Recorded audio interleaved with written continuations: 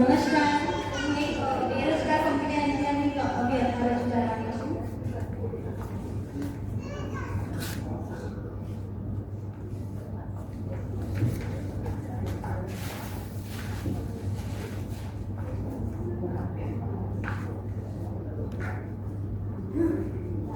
Interview नहीं तो 50 एक इंटरव्यू आप्या हशे पण नौकरी तो नहीं.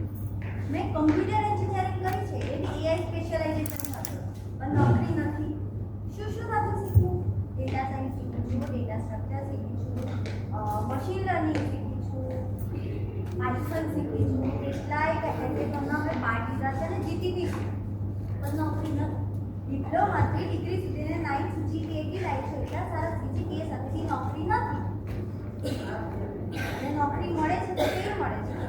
12,000 પગાર સાથેની નોકરી મળે છે. હવે એ 12,000ના પગારમાં હું મારા માતા પિતાના સપના કઈ રીતે સંભાળું? એમને જે તનતોડ મહેનત કરી છે મારા માટે, મારા ભણતર માટે જે એમને 5 લાખ રૂપિયા ખર્ચ્યા છે, એને હું આ 12,000માંથી કઈ રીતે એના સપના સાકાર કરું? મને તો એવું લાગે છે કે મારા જીવનમાં કાંઈ નહીં કરી શકું. મારા મમ્મી પપ્પાના સપના બી સાકાર નહીં કરી શકું.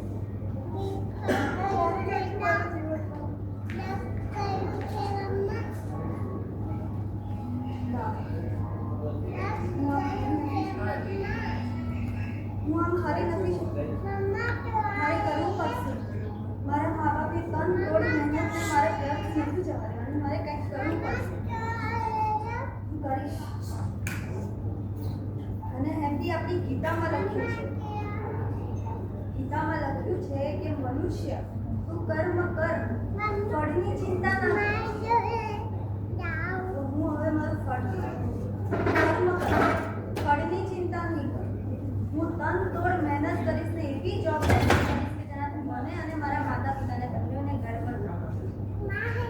હે પરમાત્મા, તમે મને એવી શક્તિ આપજો અને હે વડીલો, તમે બી મને આશીર્વાદ આપજો કે હું મારા માતા પિતાને ગર્વ મહેસૂસ